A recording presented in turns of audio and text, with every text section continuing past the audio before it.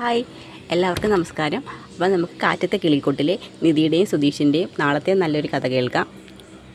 നിധിയും കൂട്ടിക്കൊണ്ട് സാന്ദ്ര ക്ഷേത്രത്തിലോട്ട് പോവുകയാണ്. ആ സമയത്ത് നിധി പോയതറിയാതെ നിധിയെ സുധീഷ് അവിടേക്ക് അന്വേഷിക്കുകയാണ്. ആ സമയത്താണ് സുധീഷിൻ്റെ ഫോണിൽ ഒരു മെസ്സേജ് കാണുന്നത്. ഞാൻ ഏട്ടത്തിയായിട്ട് അമ്പലത്തിലാണ്, പെട്ടെന്ന് വരാമെന്നുള്ള മെസ്സേജ് കാണും. അപ്പോഴത്തേക്ക് സുധീഷിനങ്ങ് ടെൻഷനാവും. ഇനി ഞാനിവിടെ നിന്ന് കഴിഞ്ഞാൽ ഇവർ രണ്ടുപേരും കൂടി മിക്കവാറും എന്തെങ്കിലും പറഞ്ഞ് എന്നെ ഇറിറ്റേറ്റ് ചെയ്യും. ഇനി ഇവിടെ നിന്ന പ്രശ്നമെന്ന് പറഞ്ഞുകൊണ്ട് പതുക്കെ എസ്കേപ്പ് ആവാൻ നോക്കും. ആ സമയത്താണ് മോളെ കൊണ്ടുവിടാനായിട്ട് ഡ്രൈവറെ അന്വേഷിച്ചിരിക്കുന്നത്. ആ താഴോട്ടിറങ്ങി വരുന്ന സുധീഷിനെ കാണുന്നതും രാജീവ് പറയും, എടോ ഡ്രൈവറെ, തനിക്കൊരു ജോലിയുണ്ട്, താൻ പൊന്നുവിനെയും കൊണ്ട് സ്കൂളിലോട്ട് പോകാൻ പറയും. ഇത് കേൾക്കുമ്പോൾ ഹേമയ്ക്കും അരുണിനൊക്കെ വലിയ സന്തോഷവും സുധീഷിനും വളരെ ഇൻസൾട്ടായിട്ടാണ് തോന്നുന്നത്. കാരണം മരുമകനായിട്ടാണല്ലോ വീട്ടിലോട്ട് വന്നത്. അപ്പോഴത്തേക്ക് രാജീവിൻ്റെ ഡ്രൈവർ എന്നുള്ള രീതിയിലുള്ള പെരുമാറ്റം കാണുമ്പോൾ സുധീഷിന് നല്ല സങ്കടവും വിഷമവും ഒക്കെ വരും. നിധിയുമില്ല അവളൊന്നും പറയാൻ വേണ്ടി. സുധീഷ് ആകെ അകപ്പെട്ടു പോയൊരവസ്ഥയാവും. അവിടമ്പോഴാണ് നമ്മൾ ഇന്നലെ കഥ പറഞ്ഞ് അവസാനിപ്പിച്ചത്. അതിൻ്റെ തുടർഭാഗമാണ് ഇന്ന് പറയുന്നത്. നീതു ഹരീഷിന് മെസ്സേജൊക്കെ അയക്കുന്നുണ്ട്. മെസ്സേജൊന്നും അയച്ചിട്ട് ഹരീഷിന് വലിയ റിപ്ലൈ ഒന്നും കിട്ടാത്തതുകൊണ്ട് നീതു നേരെ വർക്ക്ഷോപ്പിലോട്ട് വരുന്നുണ്ട്. ആ സമയത്താണ് ടിക്ടോയും ഹരീഷും കൂടി സംസാരിക്കുന്നത്. ടിക്ടോയ്ക്ക് എത്രയും പെട്ടെന്ന് ജോലിയൊക്കെ ഒതുക്കി വീട്ടിലോട്ട് പോകണം. അപ്പോഴത്തേക്ക് ഹരീഷ് പറയും, എടാ നിനക്കെന്തോ പോകാൻ ഇത്ര ധൃതി, നീ ഒരു കാര്യം ചെയ്യ്, ഈ വണ്ടിയെല്ലാം പറക്കി അകത്ത് വെച്ചിട്ട് പോയാൽ മതിയെന്ന് പറയും. എന്തോ ഹരീഷ് ഏട്ടാ, സമയം ഇത്ര ആയില്ലേ എന്ന് പറയും. ശമ്പളം മേടിക്കുന്നില്ല, ജോലി കഴിഞ്ഞിട്ട് പോയാൽ മതിയെന്ന് പറയും. ആ സമയത്താണ് നീതു ഹരീഷിൻ്റെ വർക്ക്ഷോപ്പിലോട്ട് വരുന്നത്, വണ്ടിയൊക്കെ തെള്ളിക്കൊണ്ട്. ഇതെന്തോ പറ്റി നീതു വണ്ടിക്ക്? വണ്ടി ശരിയാക്കിയതുപോലെ തന്നെ പെട്ടെന്ന് കംപ്ലയിൻ്റ് ആണ്. എന്തോ കംപ്ലയിൻറ്റ്? വണ്ടി സ്റ്റാർട്ട് ആവുന്നില്ല. ഇനി താ നോക്കട്ടെ എന്ന് പറഞ്ഞു ടിക്ടോ വണ്ടി എടുത്ത് സ്റ്റാർട്ട് ചെയ്യും. അതേ, സ്റ്റാർട്ട് ചെയ്തിട്ട് വേണം വണ്ടി ഓണാക്കാനെന്ന് പറയും. പിന്നെ പറയും, ഓ അങ്ങനെയാണോ, ഇപ്പം മനസ്സിലായി വണ്ടിക്ക് എന്തോ പ്രശ്നമെന്ന്. എടാ നിനക്ക് പോകാൻ സമയമായില്ലേ എന്ന് ചോദിക്കും. ഇത്രയും നേരം എൻ്റെ അടുത്ത് പറഞ്ഞു കുറച്ച് നേരം കഴിഞ്ഞിട്ട് പോയാൽ മതിയെന്ന്. ഇപ്പം കാണേണ്ട ആളെ കണ്ടപ്പോഴത്തേക്ക് ഞാൻ പോയാൽ മതിയില്ലേ, നീ പെട്ടെന്ന് പോയേ, എനിക്ക് വേറെ ജോലി ഉണ്ടെന്ന് പറയും. ശരി ശരി, സന്ധ്യാസമയമാണ്, ഇവിടെ അധികം നേരം നീതുവായിട്ട് നിന്ന് കൊഞ്ചുന്നത് നീതുവിൻ്റെ അച്ഛൻ കണ്ടു കഴിഞ്ഞാൽ അറിയാമല്ലോ, അതൊക്കെ എനിക്കറിയാമെന്ന് പറയും. അങ്ങനെ ടിക്ടോയെ അങ്ങ് ഹരീഷ് പറഞ്ഞിരിക്കുകയാണ്. അതിനുശേഷം നീതുവും ഹരീഷും കൂടി നിന്ന് കുറച്ച് നേരമൊക്കെ സംസാരിക്കുന്നുണ്ട്. എന്തു പറ്റി നീതു വണ്ടിക്ക് പ്രശ്നമൊന്നുമില്ല, ഞാൻ ഹരീഷിനെ ഒന്ന് കാണാൻ വേണ്ടി വന്നതാണെന്ന് പറയും. ഓ ശരി. അങ്ങനെ അവർ തമ്മിൽ കുറച്ച് നേരമൊക്കെ സംസാരിക്കും. ശരി, സമയം ഒരുപാടായി, വാ ഞാൻ നീതുവിനെ വീട്ടിലാക്കാമെന്ന് പറയും. ബൈക്കിലോ?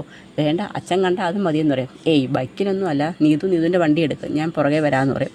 അങ്ങനെ നീതുവിൻ്റെ വീട് വരെ ഹരീഷ് ബൈക്ക് സ്കൂട്ടർ മുൻപിലും ബൈക്ക് പുറകിലുമായിട്ട് അവർ നീതുവിൻ്റെ വീട്ടിൽ ചെല്ലും. അങ്ങനെ കുറച്ച് നേരം വീട്ടിൻ്റെ ഫ്രണ്ടിൽ നിന്ന് സംസാരിക്കും. അതിനുശേഷം നീതു അങ്ങ് പോവും. പിന്നെ കാണിക്കുന്നത് രാജീവിൻ്റെ വീടാണ്. അങ്ങനെ എല്ലാവരും കൂടി ഫുഡ് കഴിക്കാനായിട്ട് ഡൈനിങ് ടേബിളിൽ ഇങ്ങനെ ഇരിക്കുകയാണ്. ഫുഡെല്ലാം കഴിക്കും. ഫുഡ് കഴിച്ചുകൊണ്ടിരിക്കുന്ന സമയത്ത് സുധീഷിനോട് സംസാരിക്കുന്നുണ്ട്. അല്ല സുധീഷ്, എത്ര നാളായി സുധീഷ് ഡ്രൈവറായിട്ട് ജോലി ചെയ്യാൻ തുടങ്ങിയിട്ടെന്നൊക്കെ ചോദിക്കും. കുറച്ച് നാളെന്ന് വെച്ച് കഴിഞ്ഞാൽ കോളേജ് പഠനം കഴിഞ്ഞതിന് ശേഷം ഉടനെ അങ്ങ് ജോലിക്ക് കയറിയെന്ന് വയ്ക്കും. അതെ, അപ്പോൾ തുടർന്ന് പഠിക്കാനൊന്നും പോയില്ലേ? ഇല്ലെന്ന് പറയും. വീട്ടിലെ കഷ്ടപ്പാടൊക്കെ കൊണ്ട് തുടർന്ന് പഠിക്കാനൊന്നും പറ്റിയില്ലെന്ന് പറയും. അതിനുശേഷം പറയും, ഞങ്ങൾക്ക് ഒരുപാട് ബിസിനസ്സുകളുണ്ട്, അപ്പം ബിസിനസ് നോക്കി നടത്താൻ ഞാനും അരുണും കിടന്ന് കഷ്ടപ്പെടുക.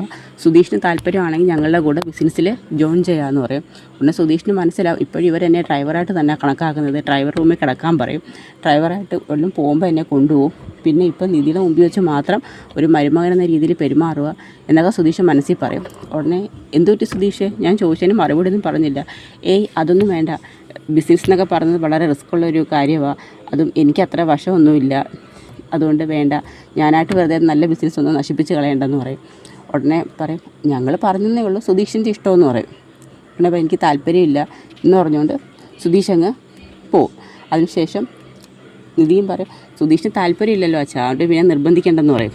ശരി മോളെ, എങ്കിൽ അങ്ങനെ ആവട്ടെ എന്ന് പറയും. അതിനുശേഷം നിധി കുടിക്കാനുള്ള വെള്ളം എടുക്കാനായിട്ട് താഴോട്ട് വരുമ്പോഴത്തേക്ക് ഹേമയും അരുണും രാജീവും എല്ലാം കൂടി സംസാരിക്കുകയാണ്. ആ സമയത്ത് നിധിയെ കാണുന്നതും, വാ മോളെ ഇങ്ങോട്ട് വന്നിരിക്കുമെന്ന് പറയും. എന്താ വെച്ചാൽ വാ, കുറച്ച് നേരം നിന്നോട് സംസാരിക്കാമെന്ന് പറയും. അങ്ങനെ നിധി അവിടെ ഇരുത്തി എല്ലാവരും സംസാരിക്കുന്നുണ്ട്. ഉടനെ ചോദിക്കും, മോളെ എന്താ നിനക്ക് ഇവിടെ വന്നതിൽ എന്തെങ്കിലും വിഷമം ഉണ്ടോ എന്ന് ചോദിക്കും. എന്ത് വിഷമം? അല്ല, ഇവിടെ വന്നതിന് ശേഷം നീ ഒട്ടും പ്ലസൻ്റായിട്ട് കണ്ടിട്ടില്ലെന്ന് പറയും. അങ്ങനെയൊന്നും ഇല്ല അച്ഛാ, അവിടെ ആയിരുന്നപ്പോൾ എല്ലാവരുമായിട്ട് പെട്ടെന്ന് ഇണങ്ങി, പെട്ടെന്ന് ഇങ്ങോട്ട് വന്നപ്പോൾ അതിൻ്റെ ഒരു ചെറിയ മൂഡ് ചേഞ്ച് കൊണ്ട് വേറെ കുഴപ്പമൊന്നുമില്ലെന്ന് പറയും. ഞങ്ങൾ സുധീഷിനോട് പറഞ്ഞായിരുന്നല്ലോ, സുധീഷിന് ഞങ്ങളുടെ ബിസിനസ്സിൽ പാർട്ട്ണർ ആവാമെന്ന് പറഞ്ഞില്ലേ, അത് സുധീഷിന് താല്പര്യമില്ലെന്ന് സുധീഷ് അപ്പം തന്നെ പറഞ്ഞില്ലേ വെച്ചാൽ, താല്പര്യമില്ലാത്തവരാണ് നമ്മളെന്തിനാണ് നിർബന്ധിക്കുന്നതെന്ന് പറയും. അല്ല, എന്നും ഈ ഡ്രൈവറിൻ്റെ ജോലി കൊണ്ട് നിങ്ങൾക്ക് ജീവിക്കാൻ പറ്റും, നിങ്ങൾക്കൊരു നല്ലൊരു ജീവിതം വേണ്ടായോ? ബിസിനസ്സൊക്കെ നടത്തിയാൽ നിങ്ങൾക്ക് അതിൽ നിന്ന് നല്ലൊരു ലാഭവും നല്ല രീതിയിൽ ജീവിക്കാനൊക്കെ പറ്റുമെന്ന് പറയും. താല്പര്യമില്ലാത്തതുകൊണ്ടല്ലേ അച്ഛാന്ന് പറയും. പിന്നെ ഞാനും ജോലിക്കൊക്കെ ശ്രമിക്കുന്നില്ലേ എന്ന് ചോദിക്കും. നീ ജോലിക്ക് പോകാൻ തീരുമാനിച്ചോ? അത് അച്ഛാ എനിക്ക് ജോലിക്ക് പോകണമെന്ന് പറയും. ആ സമയത്ത് നിധി ഇങ്ങനെ മനസ്സിലാലോചിക്കും, ഇനി സാന്ദ്രയടുത്ത് പറഞ്ഞ കണക്ക് ഞാനും സുധീഷും തമ്മിലുള്ള വിവാഹം ഫേക്കാന്ന് അച്ഛനോട് പറയണോ? പറഞ്ഞാൽ അച്ഛൻ്റെ ആറ്റിറ്റ്യൂഡ് എന്താവും എന്നൊക്കെ ഇങ്ങനെ നിധി മനസ്സിലാലോചിക്കും. എന്താ മോളെ നീ ആലോചിക്കുന്നത്? ഒന്നുമില്ലെന്ന് പറയും. നിനക്ക് തിരിച്ച് പോകണമെന്ന് തന്നെ രാജീവും ഹേമയും ചോദിക്കും. പോകണോ അച്ഛാ? പോയേ പറ്റൂ എന്ന് പറയും. മോളെ ഞാൻ നിന്നോടൊരു കാര്യം പറഞ്ഞാൽ നിനക്ക് വിഷമമൊന്നും തോന്നരുത്. അച്ഛാ ഇവിടെ നിൽക്കാനാണെങ്കിൽ അച്ഛൻ എന്നെ അതിനെ നിർബന്ധിക്കരുതെന്ന് പറയും. മോളെ അതല്ല, എനിക്ക് നീ ഇവിടുന്ന് പോയതിന് ശേഷം ഞങ്ങളുടെ അവസ്ഥ വളരെ മോശമായിരുന്നു. വളരെ വിഷമമാണ് ഞങ്ങൾക്ക്. നിന്നെ കാണാതിരിക്കാൻ ഞങ്ങൾക്ക് കഴിയത്തില്ല. അതുമല്ല അതുപോലൊരു വീട്ടിലാണ് നീ താമസിക്കുന്നത് അറിഞ്ഞപ്പം ഞങ്ങൾക്ക് ഒട്ടും സമാധാനമില്ലായിരുന്നു പറയും. അച്ഛാ ആ വീടിന് മാത്രമേ വലിപ്പക്കുറവുള്ളൂ. അവിടെ താമസിക്കുന്ന മനുഷ്യർ നല്ല സ്നേഹമുള്ളവരാണെന്ന് പറയും. ആദ്യമൊക്കെ എനിക്ക് അവിടെ ചെന്നപ്പോൾ അഡ്ജസ്റ്റ് ചെയ്യാൻ വളരെ ബുദ്ധിമുട്ടായിരുന്നു. പക്ഷെ പിന്നെ ഞാൻ ആ ഒരു അറ്റ്മോസ്ഫിയറുമായിട്ട് അങ്ങ് നല്ലോണം ആയെന്ന് പറയും. ഉടനെ ചോദിക്കും, അപ്പം നിനക്ക് നിൻ്റെ മനസ്സിൽ ഞങ്ങളാണ് ദുഷ്ടർ ഇല്ലേ? അങ്ങനെയല്ല അച്ഛാ ഞാൻ പറഞ്ഞതെന്ന് പറയും. നീ സ്റ്റേഷനിൽ വെച്ച് അന്ന് നിന്നോടൊക്കെ ഞാൻ വളരെ റൂഡായിട്ട് തന്നെ പെരുമാറിയത്. പക്ഷേ ഇപ്പോൾ അതൊക്കെ ആലോചിക്കുമ്പോൾ അച്ഛന് നല്ല കുറ്റബോധമുണ്ട്. അതുകൊണ്ട് തന്നെ ഇനി ഞാൻ എത്ര കാലം ജീവിച്ചിരിക്കുമെന്ന് എനിക്കറിയത്തില്ല. ഉള്ള കാലം എൻ്റെ മോളുടെ കൂടെ സന്തോഷമായിട്ട് കഴിയണമെന്ന് തന്നെ എൻ്റെ ആഗ്രഹം. അച്ഛൻ എന്താ ഇങ്ങനെയൊക്കെ പറയുന്നത്? അപ്പോഴത്തേക്ക് രാജീവൻ കരയുകയും ചെയ്യുന്നുണ്ട്. അതുകൊണ്ട് എനിക്ക് എൻ്റെ മോളെ എന്നും കാണണം, നിനക്ക് ഞങ്ങളുടെ കൂടെ നിന്നുകൂടെ എന്ന് പിന്നെയും ചോദിക്കും. അച്ഛാ അത് ഞാനവിടെ ജോലിക്കൊക്കെ ശ്രമിക്കുന്നുണ്ട്. ഒരു ജോലി ഏകദേശം ശരിയായതായിരുന്നു.